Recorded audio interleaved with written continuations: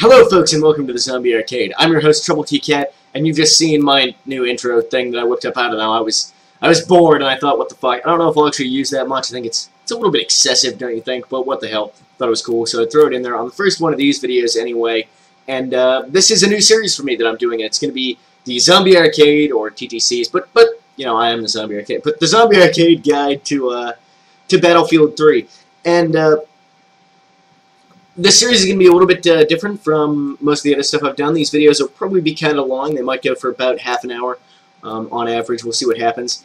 And they're going to have slightly different forms from each other, but largely what's going to be going on is I've got a game recorded, and we're going to watch the game, and I'm going to talk about what happened in the game. And there will be sort of a specific theme, something we're looking at, something we're trying to improve on or elucidate about the game and speak about playing the game successfully. So there's going to be, I think I planned 16 of these videos, so we're going to cover a broad range of topics from really basic stuff like what we're looking at today, which I'll talk about in just a second, to how to play each class, using the different vehicles effectively, and strategies for the different game types. There's a bunch of different topics I had set out that I think will provide a pretty good guide to the game for new players, and also for more experienced players and sort of intermediate players, help to tease out these ideas that probably mostly are aware of subliminally, but sort of push them into the forefront of our minds, because I sort of find that the way you improve with anything, but with video games included in that, is you have to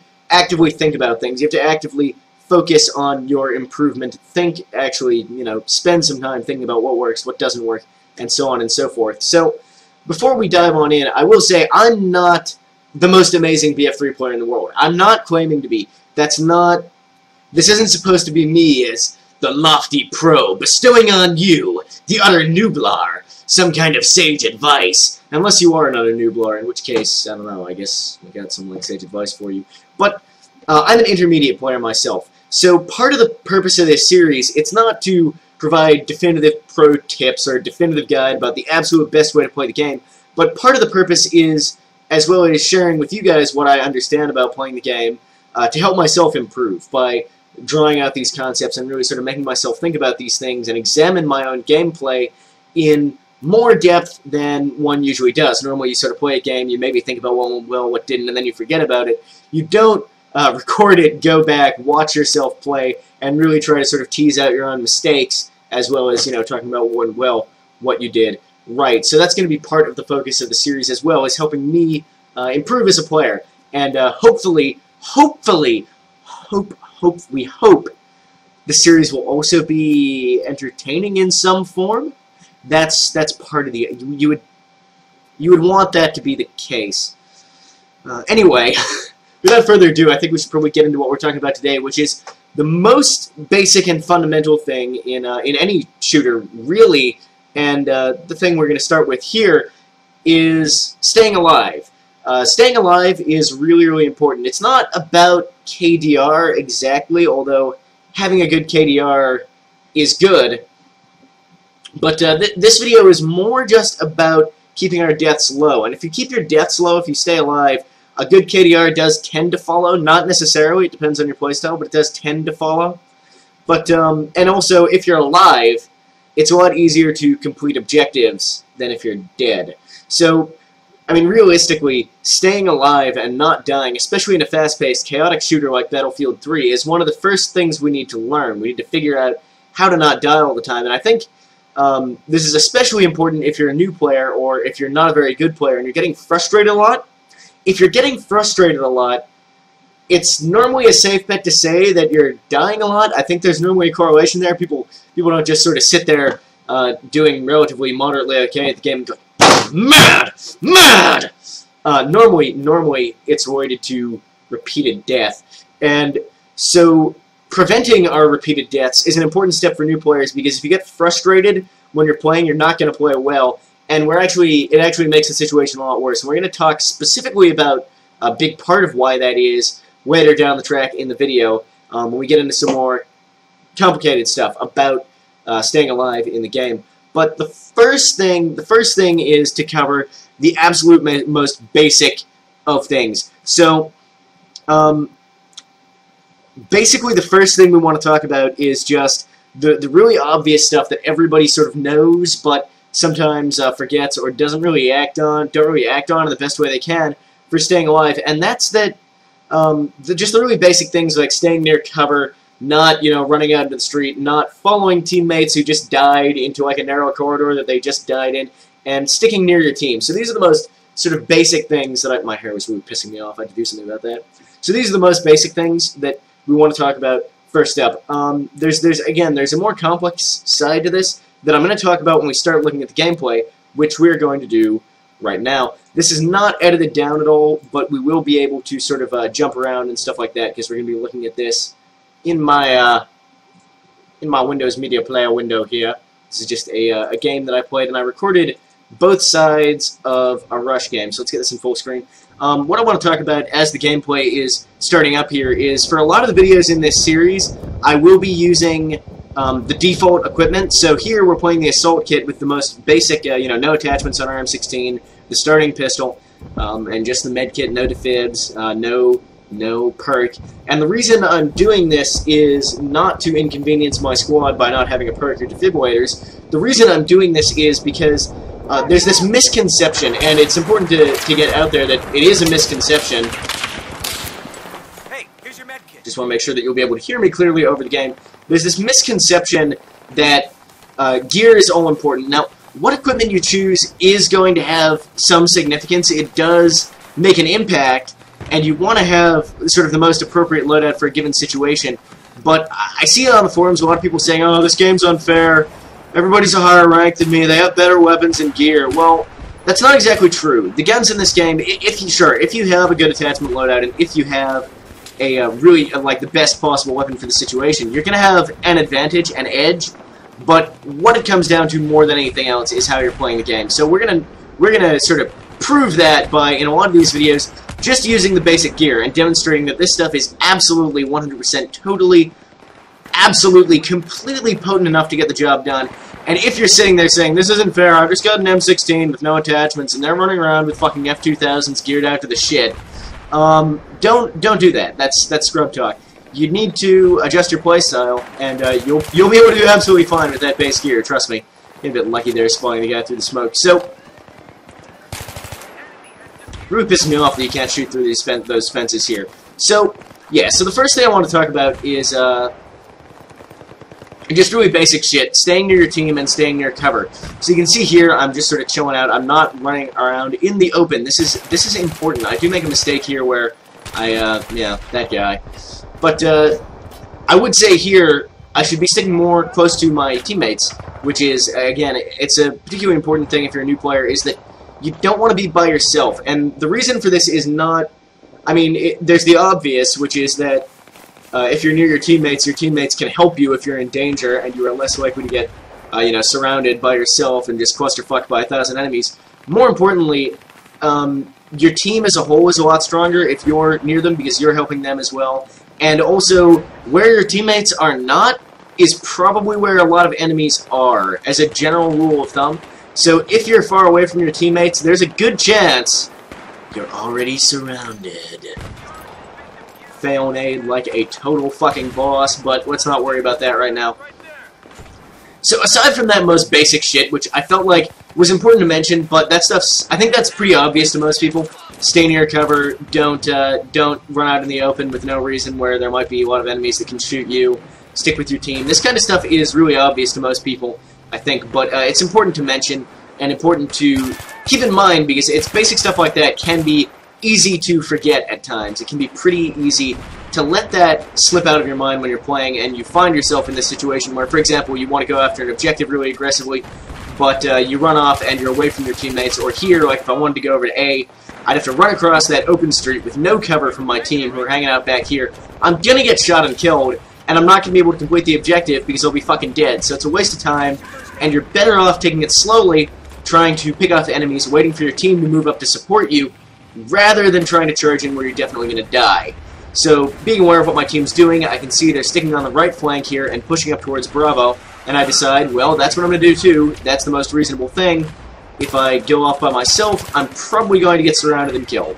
And we don't want that. So, that stuff's all kind of basic. That's really pretty straightforward, and I mean, that shouldn't be new information to anyone. It's important to remember, to keep in mind. It's important to touch on, and remind yourself if you notice you're making mistakes a lot where you're not with your team. Do try and pay attention to that. You know, if you look at the minimap and you're all alone and your teammates aren't anywhere near you, you want to do something about that.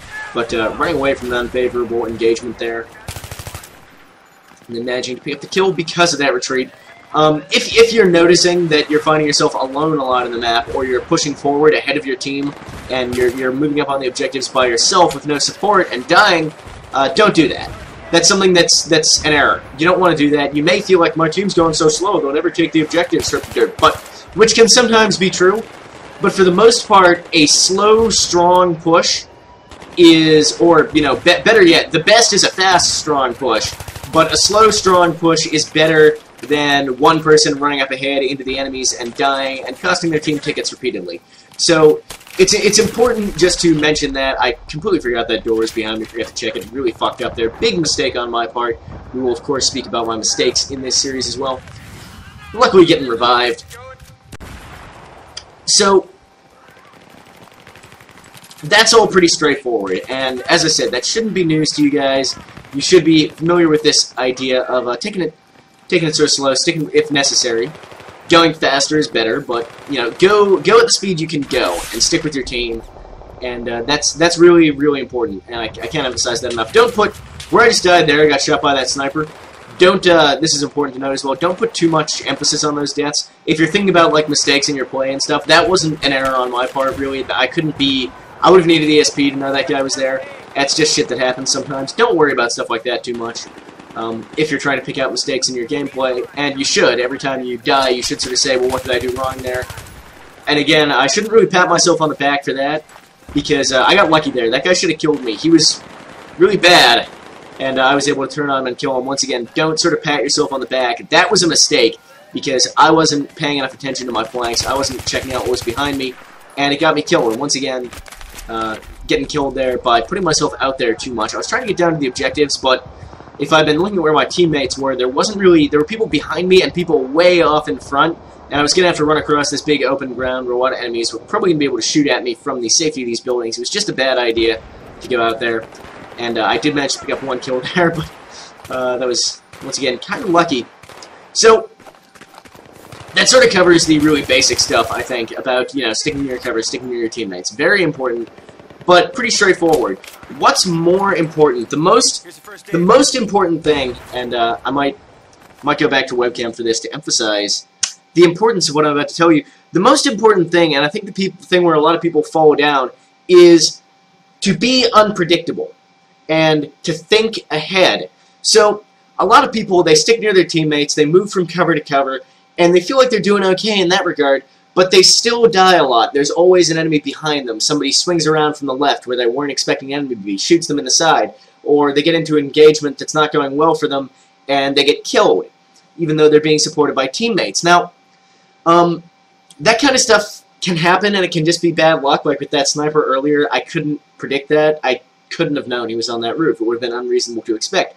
But a lot of times, it's because you are making yourself too predictable to the enemy, or you're making small mistakes that don't seem like big deals, but they end up getting you killed. So we're going to talk about these kinds of things when we see them in games. I don't know, there will be a few in this game, and more so we'll talk about what I did well, but also my errors. There will be a fair few in this game, though, and you know, I make a lot of mistakes. As I said, I'm a middling player. But this is really important. You need to think about, what does your enemy expect you to do? And then you need to do something different. See, if you just sort of go on your way and play as you normally play, you often make decisions that are very obvious. You go for the most obvious choice, and the enemy is smart, and they kill you. You can't play against... What it comes down to is, it seems like this is a problem for people who are new to online games in particular, is they play against other players like you play against a CPU. But it's completely different when you're playing against other people, because they are a lot smarter. They have a lot better strategy. They will predict what you're going to do, and they will try to outmaneuver you and come around to your left, your right, behind you, and so on.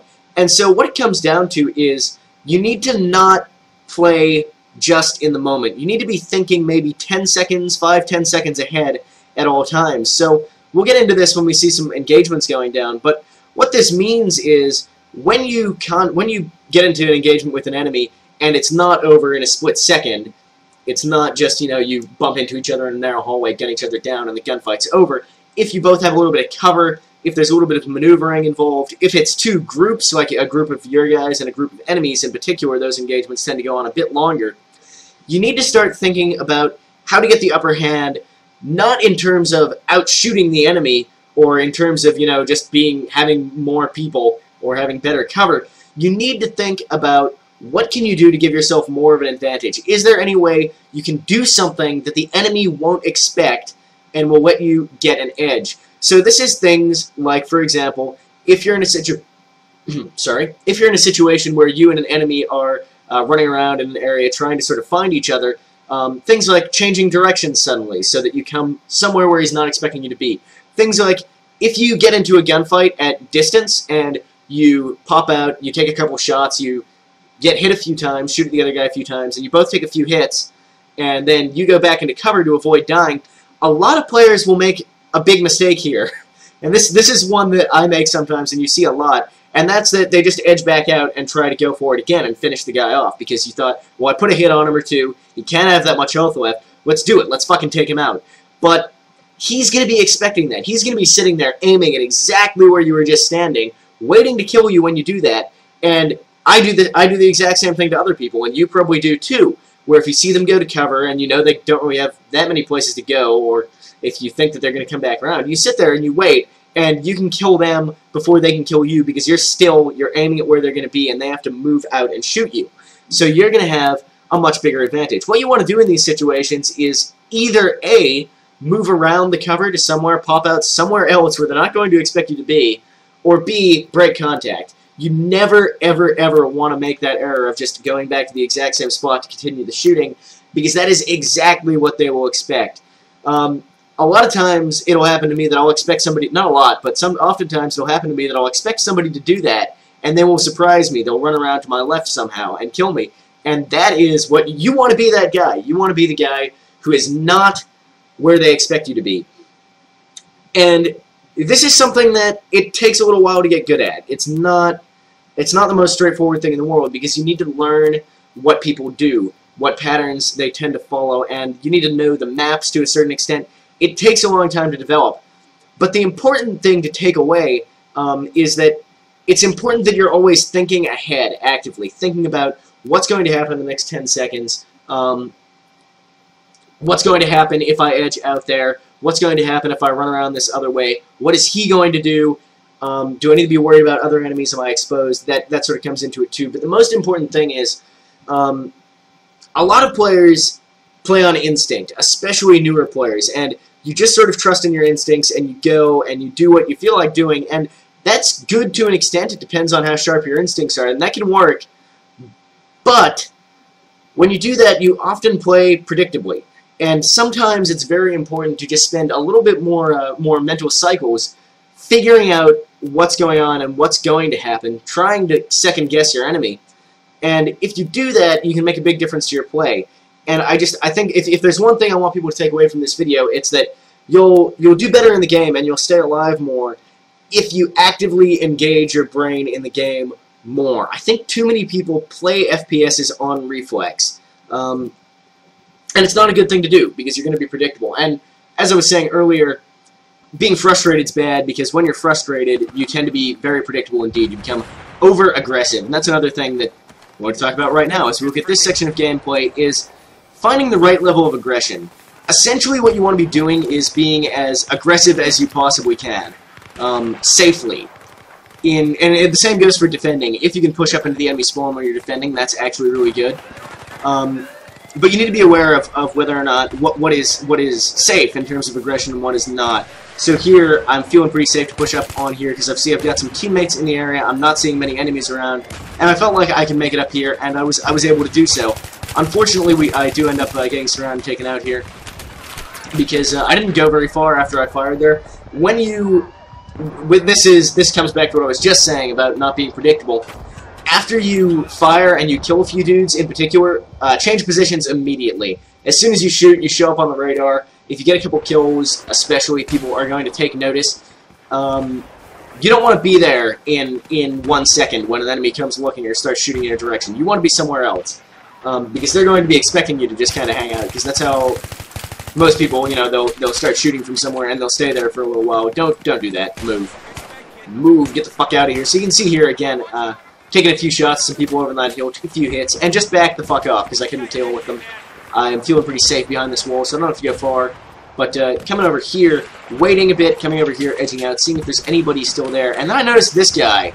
This guy is doing something really good. He's running around using this cover and playing in a way where he's right up in our face, he's jumping around a lot, and he's become very unpredictable. I'm not sure what this guy's going to do.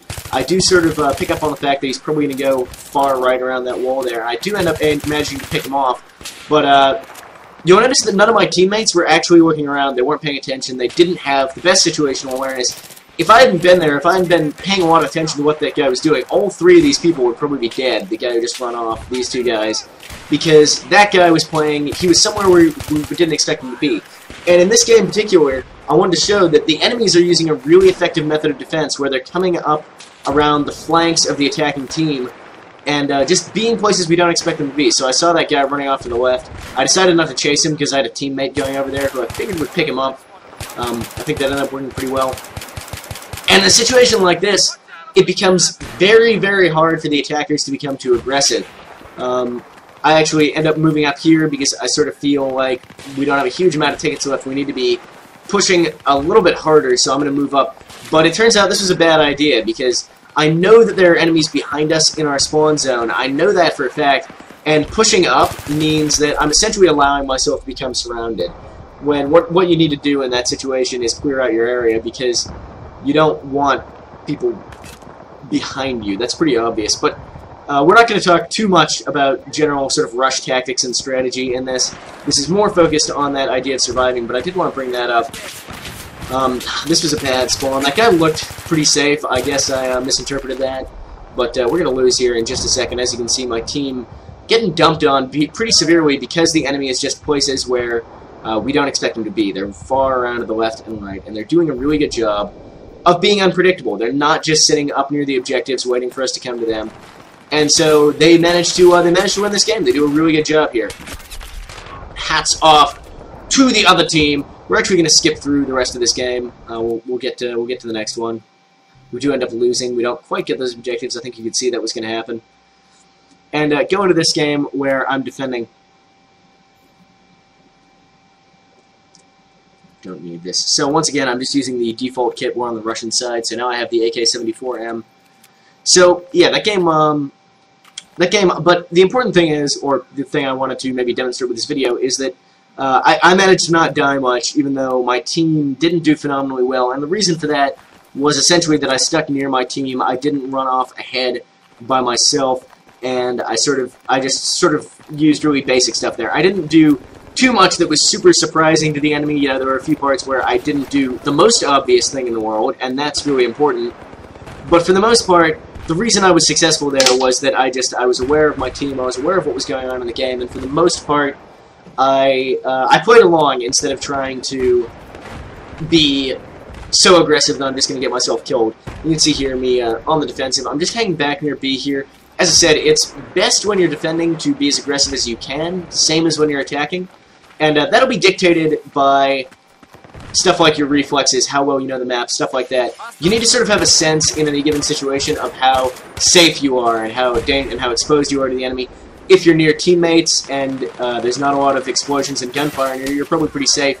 If you're surrounded by enemies, there's a lot of teammates dying near you, you're probably not very safe, obvious shit. And what you want to do is you want to be as aggressive as you can without dying, essentially. And here, for example, I'm not really making a big play on the objective. We do need to disarm it, but I know this objective is in a really, really open zone, so what I'm doing is I'm waiting for some teammates, and then I see there's a couple guys going for the bomb, so I move up to provide support for those guys when there's teammates there to actually help out. Unfortunately, they die, the bomb goes off, and I was a bit overexposed here. So, once again, I don't think I really made an error there, because you can't just sort of sit back and let the bomb explode. It's not normally a good idea to completely ignore the objectives. But, you know, that stuff, it didn't go as well for me as I might have liked. And you kind of, in that sort of situation, you often do find, if you move up to defend an objective and it's taken out, you often do find that you end up overexposed and you get shot and killed. And don't worry about that too much. You know, you sort of did what you had to do to try and defend the objective, and it just didn't work out. The enemy outplayed you. That shit happens. It's not a major mistake, not something where you need to go, well, that was fucking stupid of me, let's not do that again. And it is important to say that to yourself sometimes, if you're trying to improve particularly. So once again, just hanging back with my teammates. Here, I'm trying to let the enemy come to me because there's a lot of cover in this area, and I know that if I move up, there's not that much, and I also know that, looking at the mini-map, most of my team is pretty far back. If I tried to push up towards the enemy spawn, I'd be going alone. I would probably be surrounded pretty quickly and killed. This guy, you can't shoot through these fences on this map with the giant hole in them. That guy was mad as hell. I do end up typing something to him. But, what I did there was, that was unpredictable, was I just survived being shot at because I happen to know the map better, essentially, and just know that you can't shoot through those giant holes in that fence for some reason, which is something that most people don't expect, which is why I didn't run the fuck away immediately when that guy started shooting at me. Of course, run away when I see the tank. If you're not an engineer, or if you're in an exposed situation and you do see an enemy vehicle, stay the fuck away. For new players, I'd like to mention, while I've got a moment here and I'm typing, note to self, don't type when there's enemies surrounding you. Look at all these dead teammates on the mini-map and this red triangle near me and that fucking guy dying right there. And then I hear the bomb being armed. Yeah, I shouldn't have taken the time to type something there to my enemies, but you know what, whatever, it doesn't matter. I managed to run in and kill the guys arming the bomb and then defuse it. Wasn't too bad in the end. Anyway, what I was trying to say is, as a new player, or as somebody who's not hugely experienced or hugely comfortable with all aspects of the game, two pieces of general advice I would give you is, start with Rush. Rush is a much easier game type to stay alive in, I find, than Conquest or TDM, because in Rush, it's generally a lot easier to predict the general part of the map in which your enemies and teammates are going to be, because there's just a couple of objectives near each other. In Conquest, you tend to have enemies all over the place. It becomes a little bit harder to predict where people are going to be, what's going to happen. So, you know, try and play Rush if you're not that comfortable, if you find you're dying a lot in Conquest or in TDM. Try out some Rush. It's a little bit easier to predict things. It's just a little bit of an easier game type in general. And also, if you're not comfortable with the vehicles, I mean, sometimes maybe give them a shot, but if you are not comfortable with the vehicles, don't feel like you have to use them, I guess is what I'd say. You're often better off leaving them to your teammates who sort of know what they're doing if you're trying to win. I mean, it's important because you do need to learn to use the vehicles, so I'm not going to say, like, never get in a tank if you're not the pro's tank dude. Your team's going to get mad because you're going to make them lose, because you do need to learn. And I understand that, you know, new players need to be able to learn. I try not to get mad at people for failing. I pretty much don't, actually, because I understand. It's a learning experience, but don't, if you're not comfortable in a tank, don't feel like you have to use a tank just because it's there or something. You know, just stick with inventory first if that's what you're comfortable with, and learn vehicles once you're good at that. I would really recommend that you just start by playing the Assault Kit and just focus on learning how to play the Assault Kit, because it's sort of the most balanced kit. The Assault Rifles are really good weapons. You've got the Med Kit to help you out there if you get in trouble, and it's just a good all-around kit. Making myself a little bit too exposed there, getting taken out. I should not. I chased a kill too enthusiastically there. I played more aggressively than was safe. I knew that I didn't have a whole lot of cover from my teammates, but I still strafed into the street to chase that kill. Ended up not working out for me. Once again, a mistake that I made. But this game's coming to an end here. Telling people that I just want a hug. I'm sad and lonely. We did end up winning this one, as you can see. Well, this was actually pretty close. The enemy armed this bomb. I go back to try and defuse it because I think, oh shit, we need to defuse this so we can win. This was, I actually thought we were screwed here because, as you can see, there's a few enemies around, but I guess a lot of teammates did swarm in. I thought all these guys pretty much ended up dying, though. But I ran onto a frag grenade myself. But we do end up defusing that, and as you'll see in just a second, we did win that game. So that's the games, folks. I know it's a little bit hard to sort of manufacture situations where... Let's get back to my webcam now. It's a little bit hard to manufacture situations where you do something really unpredictable that really takes the enemy by surprise. If you look at my first QBB95 video in Meet the Weapon, the naked video, there's a part in that, that's on Operation Firestorm, there's a part in that where I pull off a really good flanking maneuver. And so what I wanted to give you guys an idea of, though, is just start to talk about things to keep an eye out for in your own play and in other people's play. And as you're watching this series, we'll touch back on this when there's good instances of it, is keep an eye out for instances where people do something that you didn't expect, and think about, well, why, how did that work? What did they do? What were they thinking? And keep an eye out in videos for situations where people do things that the enemy didn't expect, or in your play, pat yourself on the back if you do something that takes the enemy by surprise and you get a few kills. Maybe you end up getting shot pretty quickly, but just pat yourself on the back if you make like a nice little flanking maneuver, or if you outwit an enemy. Focus on, as a new player, don't focus, or as any player really, don't focus too much on how do I improve my aim, how do I reflex faster, how do I run and gun and clutch play like a total fucking boss. Don't think about that. That stuff is flashy, and it is part of being a really good player, but that comes with time. That is not something that's easy to train. You can't sit down and train your accuracy. It's something that develops as you play the game in a focused fashion. What you can develop, and what you do want to think about, is your strategy. So if there's one thing I want to leave you guys with from this video, is that it's really, really important to be active mentally when you're playing. Be thinking ahead. Be thinking about what you're doing, what the enemy's going to be doing, how you can exploit the situation, turn it to your advantage, and basically don't just play on instinct, don't just run in towards the objectives blindly and die. Stick back, hang out with your team. It's just some really basic stuff that if you're having a lot of trouble staying alive in the game, hopefully there are some tips in this video that help you out. For the rest of you, I know this video was pretty basic stuff, and if you've already got like a good KD, if you're rocking like a 1.52 or higher KD, and you're not having any problems staying alive, this probably wasn't the most informative thing in the world for you, but maybe somewhat entertaining. Hopefully you enjoyed in some sense.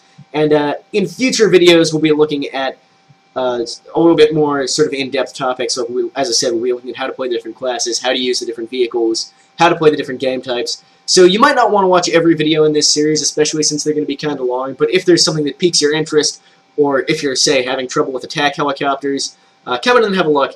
As I said, I'm not an amazing player, but I will say that I'm a good sort of jack-of-all-trades player, which makes me in a good position, I think, to make a video like this. I'm relatively competent in pretty much every aspect of the game. I'm pretty good with every class. I'm pretty good with all the vehicles.